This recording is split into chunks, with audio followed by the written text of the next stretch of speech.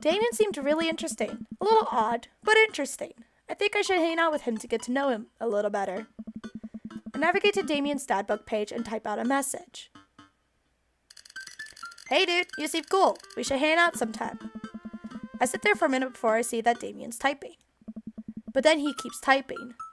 Oh, this always makes me stress out when people are typing for forever and you're like, what are they writing?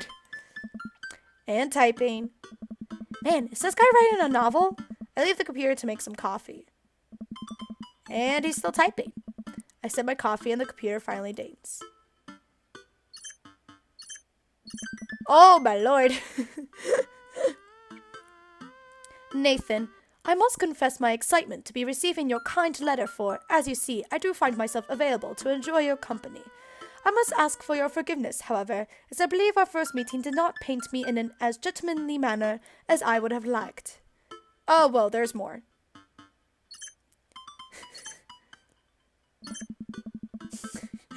I would be highly flattered to enjoy your companionship at my residence for an afternoon tea and a stroll around my garden, should it please you. Till then, adieu. Yours, humbled, D. Bloodmarch. I stare at the screen and reread the letter several more times. Hey, Amanda! Amanda pops out of her room. Her eyes are a little puffy, almost as if she'd been crying. Hey, are you alright? I'm fine. Oh, yeah, totally. I'm cool. Oh.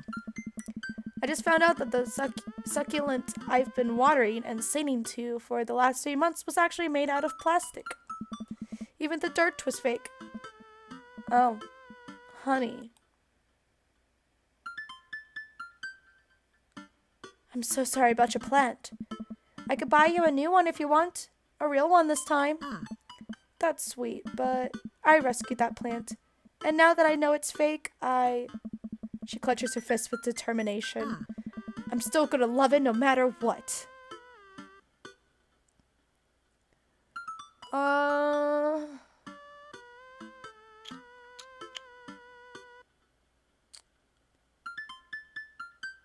Knife sharpener? I don't know if your family has enough knives or not, but a good knife sharpener is always good. So they last longer.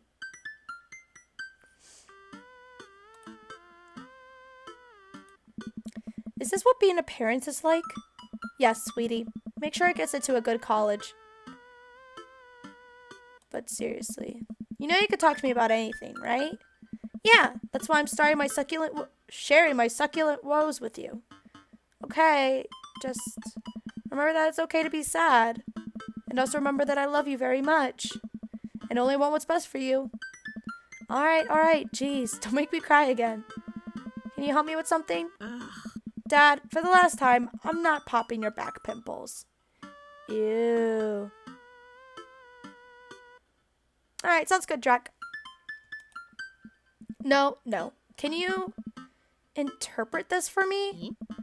I turn the computer to Amanda and she squints at Damien's message. I just don't understand. What? Understood. I don't understand net speak. Like, is this how you kids communicate with each other now? Oh, totally. This is the hot new thing. See, Dad, kids got over saying lol and LMAO or whatever and decided that what they needed to do was bring it back to the 1800s. So what do I do? Where's your pen and quill? What? Did you forget to unpack the pen and quill? Dad, how will we address the nobleman in regards to your upcoming debutante ball? I don't know how to read this. Okay, now I know you're messing with me. Father, without a proper chaperone, you'll never end up with a suitor worthy of our land. Or our dowry. Or... So you read Pride and Prejudice for school one time and now you're reciting things you know about it back to me, aren't you? Like the first 5 pages, then I read a review of the movie. Still gotta be, though. Great, so what do I say to Damien? I got this. Debutante. Amanda reaches over me and types on the keyboard.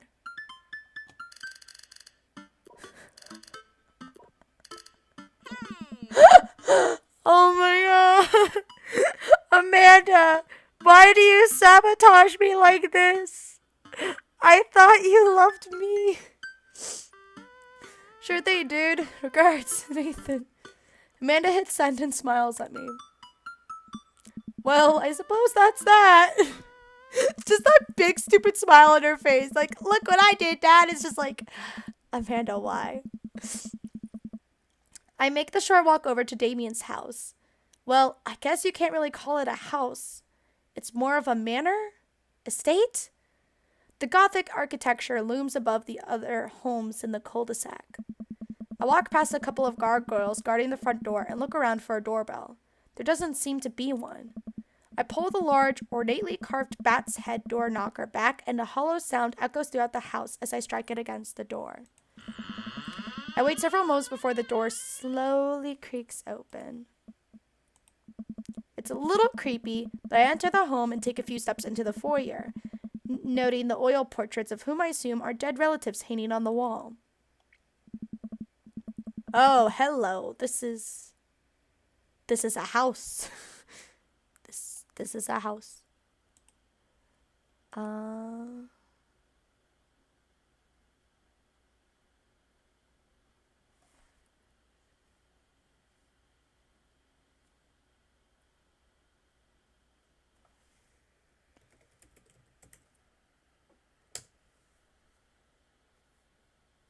Oh, there you got me. Okay.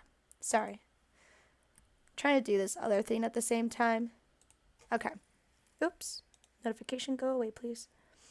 As I admire them, the front door slams shut behind me. Hello? Silence. An oil lamp in the corner flickers dimly, casting ominous shadows against the wall. Why do I feel like all the people in these paintings are staring straight at me? Why is it so cold in here? Where's Damien? I just realized I think the one on the far left is the dad. The middle is the son. And then, I don't know, is that their dog at the right or something? If they have a dog. Oh, I'm in love. Why is it so cold in here? Where's Damien? Nathan, pleasure to have you in my home. I look up and see Damien standing at the top of a majestic staircase with a walking candle holder.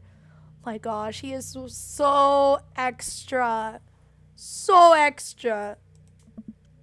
What's with the door slamming shut?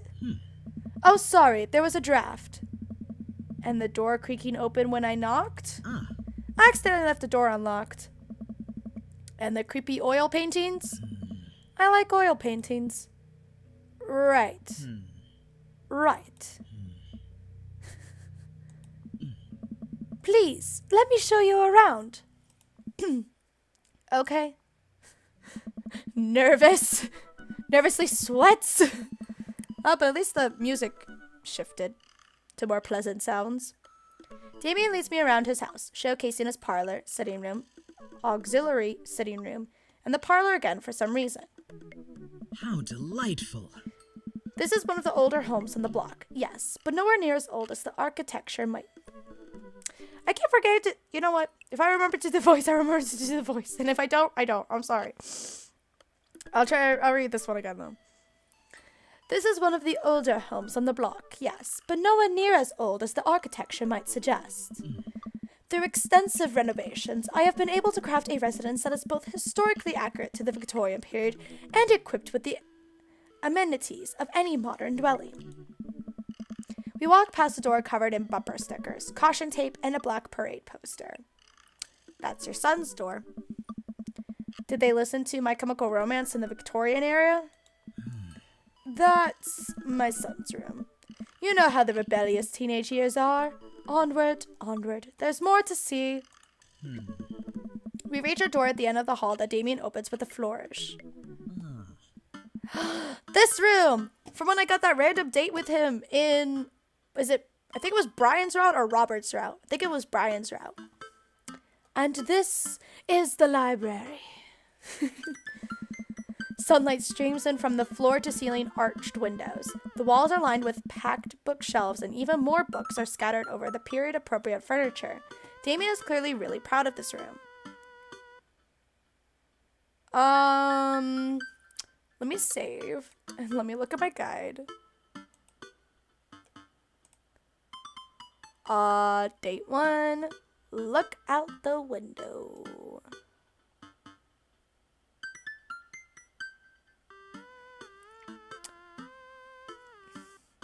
Sorry, I'm like...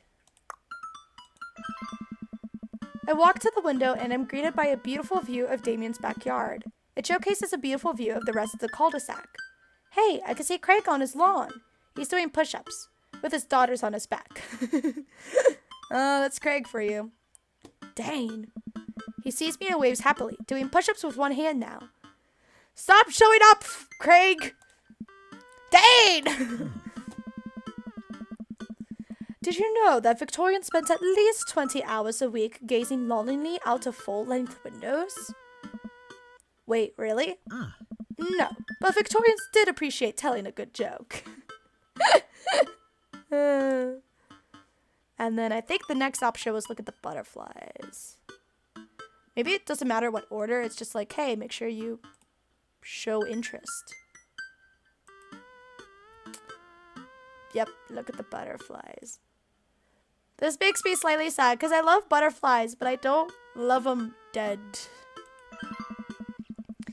I walk up to the glass display of pinned bugs on the wall. It's pretty impressive. Nice bugs. I pinched them all myself. Maybe I could show you how sometime. Already got that date, but thanks. I'm concerned I would stick the pin right through my finger. The pinner's gambit. Is that a thing? No. And then I guess pick up a book, or... Yep, pick up a book. You know, Nathan, in the Victorian era, there was some controversy surrounding reading. Many people thought the more tawdry novels would encourage youths into a life of crime and would cause too much of a distraction from work and school. I pull out a book at random and examine the worn cover. Opening it, I turn to a random page and read aloud.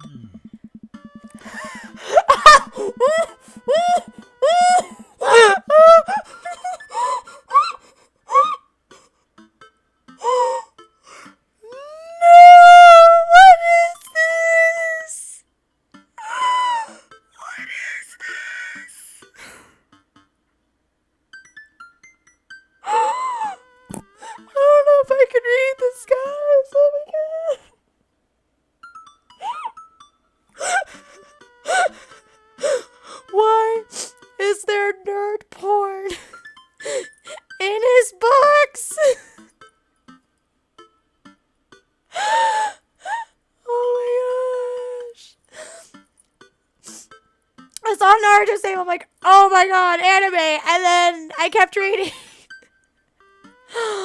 Oh lordy.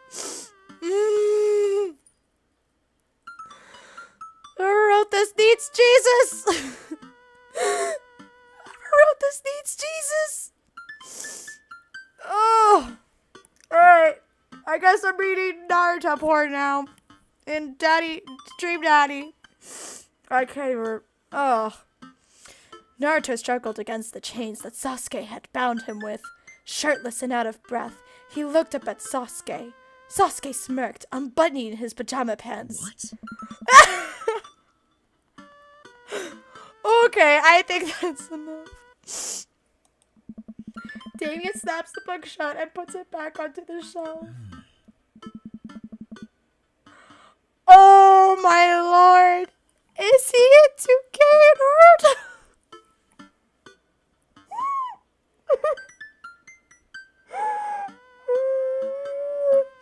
He's an otaku. Okay.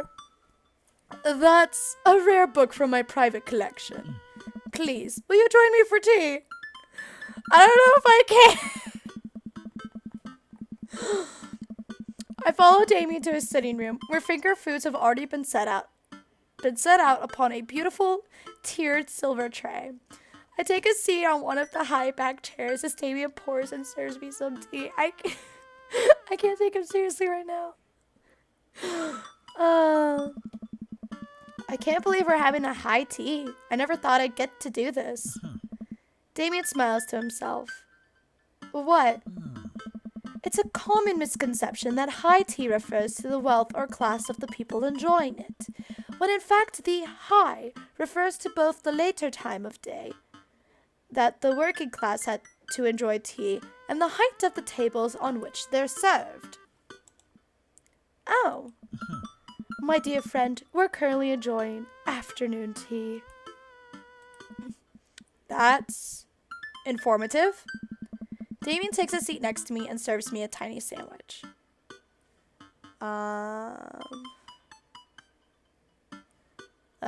what's the correct response here, guide? Your home is really impressive.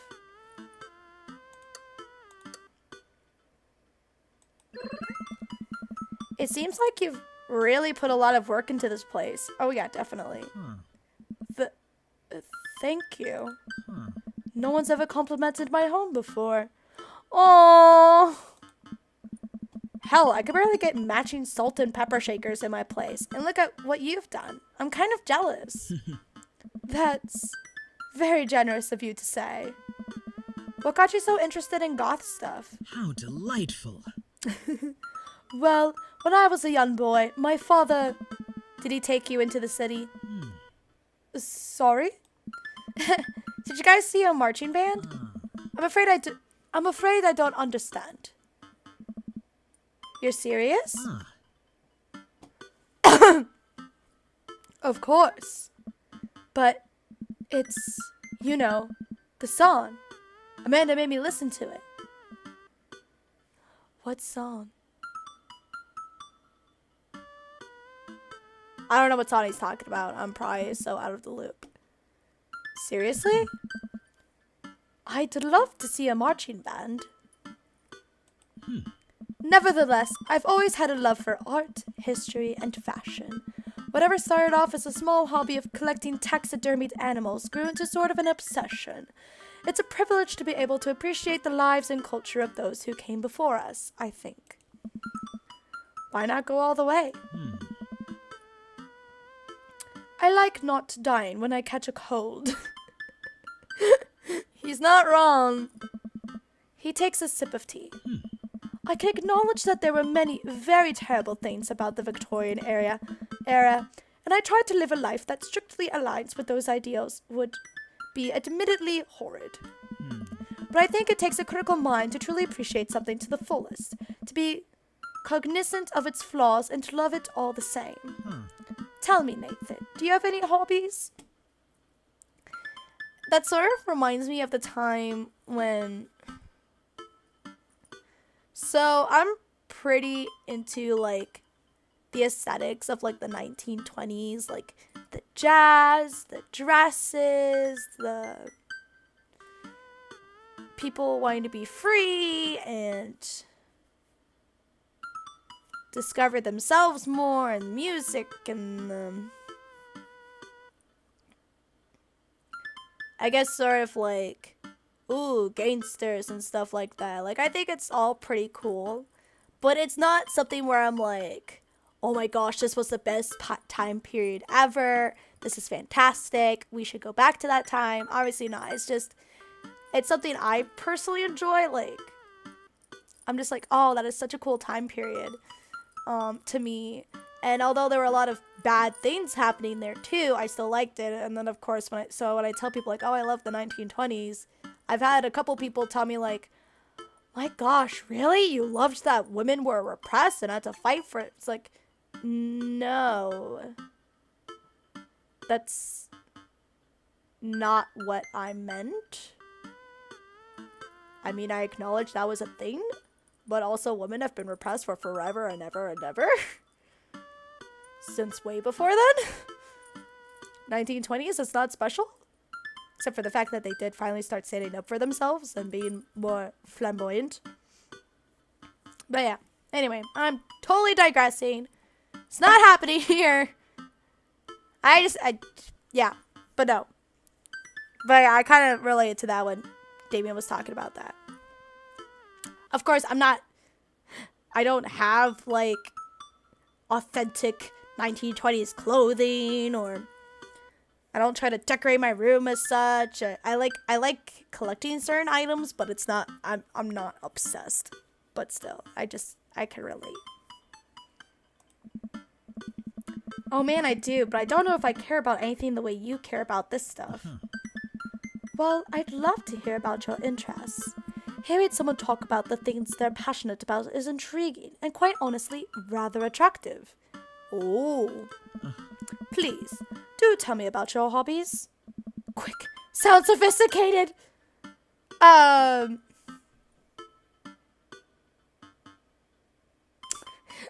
Okay, what's... Love me some word jumbles. Alright. The, written word fascinates me. We spend so much time using words, you know? And, I think people would appreciate them more if they had to unjumble them. It's poetic, really. Oh, so you're a writer? I am. Don't know about my Nathan. In a sense. We finish our tea and finger sandwiches.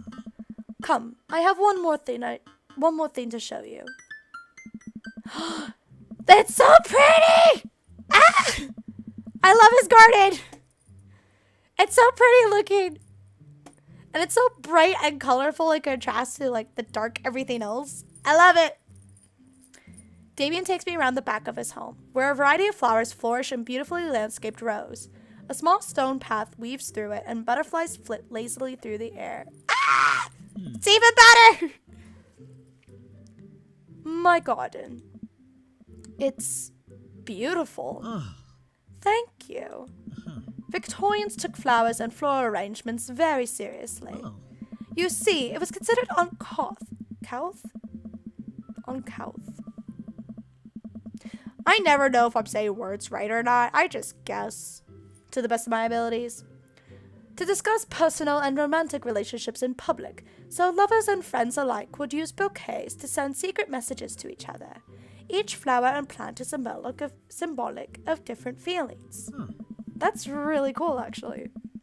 Even more interesting is that one flower could mean different things depending on the other plants it was paired with. Oh, I did not know that. That's cool. One had to be extremely careful, as even the style in which the ribbon was tied around the bouquet affected the message.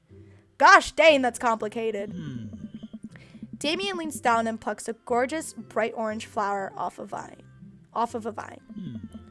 Lilium bulbiferum, the orange lily. What do you think this one means?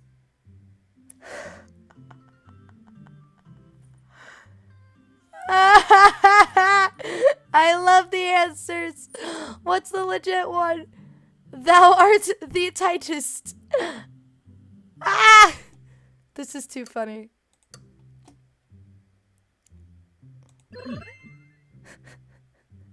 I don't think that's the actual answer, but he probably finds it impressive. The orange lily is actually symbolic of pure hatred. Oh, well then. And that's precisely why floral arrangement is so challenging. What's your favorite type of flower? Can I say... Sunflowers is an actual option! Ah! I actually love sunflowers. Those are my favorite flowers. Please tell me I'm allowed to click sunflowers.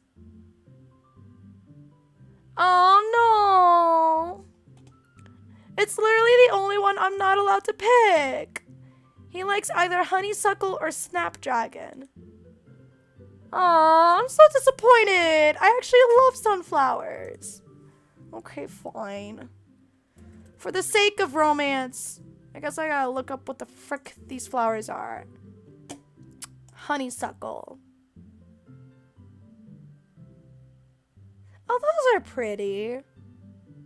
I could settle for those. And then what's a snapdragon look like? Snapdragon. Ooh. Those actually look a lot prettier. And so unique. Dang. Alright. We're gonna have to settle for Snapdragon. So he'll like us. I'm sorry, sunflowers. I will forever love you. Because they're cute. And you could do that thing where you squeeze them so it looks like they're talking. What a lovely choice. I'll have to remember that when I put together a bouquet for you. Ah, he's gonna give us flowers. Yes. He would put together a bouquet for me? Nobody's ever given me a bouquet before. I follow Damien down the footpath and admire more of his beautiful flowers. Suddenly, a phone rings. Oh, Nathan, will you excuse me? I must take this. He pulls a cell phone out of his pocket. I'm a little surprised it's not a rotary phone. Go for it. Damien smiles and walks back to the house. I take a deep breath and enjoy the heavily perfumed air. What a lovely yard. This makes me wish I had put a little more effort into that garden Amanda and I tried to start one time. Our watermelons grew to the size of cherry tomatoes and then immediately died. Aww. Oh hey, a gargoyle. Oh no, I knocked over the gargoyle. Oh no, what is happening? Oh, that's the head. No, okay. This one? Okay. Okay, this is not terrible. What? What am I doing wrong? Oh my lord, I don't have enough time for this. What am I doing wrong? I'm missing something, aren't I? Am I not supposed to be able to fix this? And I didn't save. What am I doing wrong? That's all there is left. I don't think I'm supposed to win. Or if I am, they're not making this easy. Ah! Why is this awful? Ah! I'm busted! He's gonna hate me! I don't know if you can win that. Can you win that?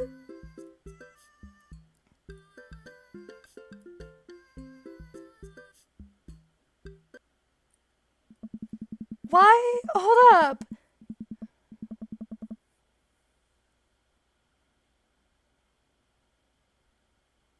Put it on, and then take the head and straight it, then plop it down. So you're supposed to be able to win that game, and yet it refused to let me win that game. I'm upset. Also, I'm sorry, I missed a notification. I was so upset. Hold up.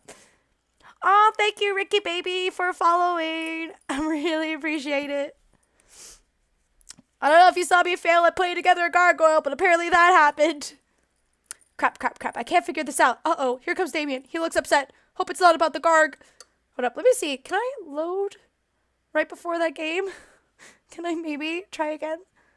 Let me see if I can try that again. I want to... Because you're supposed to be able to do it. And for some reason, it wasn't letting me. And I'm upsetty spaghetti about this. Okay, this is where I had to betray my love of sunflowers just so he'll like me. Okay, let's see if we can do this. Okay, big piece first, right? Yes. No, that's not it. So this one then. Uh-huh. Uh-huh. What is happening? Oh, it was upside down. That's what happened. Oh, but I got a legendary score of an S+. That was worth redoing. Uh-oh. Dream Daddy, please. You need to stop saying that you're not responding. Okay.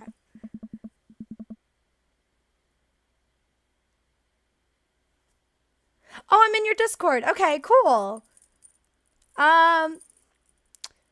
I'm doing pretty good, thanks. How about you? Whew, that was a close one. Uh-oh, here comes Damien. He looks upset. That was kind of loud. Nathan, my sincerest apologies to have kept you waiting. There's an urgent matter that I must attend to, so I'm afraid I must take my leave. No problem, dude. Everything all right? Damien worries the hem. worries the hem of his coat with his fingers and looks away. Oh, I love his little, like, pouty face. It's so cute. Everything is perfectly fine, but it's Lucien. What's wrong? He appears to have, well, his teacher needs me to come to the school, post-haste. Do you need help? Oh, no, you don't have to. Let me come with you. Us dads gotta stick together. You're right. This is one of Lucien's more elaborate stunts. I would greatly treasure having another parent by my side. Aww. Ah! Let's go. Oh, hey, Hugo. Damien and I walk into the school and are immediately greeted by an anxious-looking Hugo. Hey, Damien, you're here in record time. Oh, no. I wouldn't miss it for the world, dear friend. With his upsetty face. Wow, whatever it is, it doesn't seem like this is Hugo and Damien's first time to the My Kids Are in Trouble rodeo. What is it this time? This, Damien, you have to see to believe. Damien and I follow into step behind Hugo, who leads us through the busy corridors of the school. We pass by several classes in session, and I vaguely wonder if Amanda's around. Hugo eventually ushers us into a small boiler room with a flight of rickety stairs leading down into darkness. Oh, this is promising. Watch your step. I can hear faint voices drifting up from the basement, and they don't sound happy. As I'm led into the depths of the school, I recall the antics I got into as an angsty middle schooler. At least I had enough sense to stay out of creepy basements. Oh, that kid too. We find another teacher in a boiler room tucked away in the back of the basement. With him are Lucien and Ernest, Hugo's son. Lucien has a bloody nose. Thanks for coming. I can't make heads or tails of this. I look around the scene of the crime and see a bunch of bricks and some masonry tools scattered around.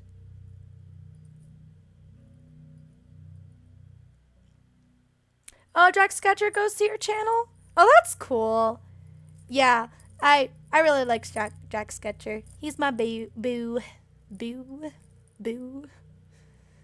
don't know why I'm too flustered to speak properly. But what else is new? What happened here? Ernest punched me. Lucien tried to kill me. Oh, my.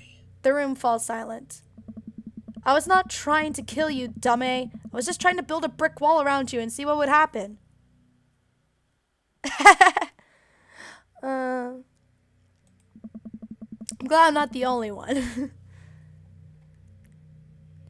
You promised me there was wine down here. You tricked me. Whoa. Wait a second. Lucien, did you try to cask of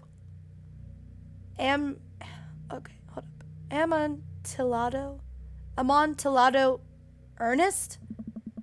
I'm neither confirming nor denying that. I turn to Damien and whisper to him. What's cask of Amontillado? It's a classic Edgar Allan Poe short story where a man gets his enemy drunk, lures him down to his cellar with the promise of wine of a fine vintage, then buries him alive behind a brick wall. It's a lovely story. So wait, Lucien, you tried to do that to him? I was curious to see how it would turn out. I wasn't actually going to leave him there. What was the thought process here?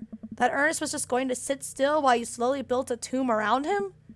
Well, it worked for like 20 minutes because he's an idiot, but then he realized that I had lied about the wine. And you were cackling maniacally.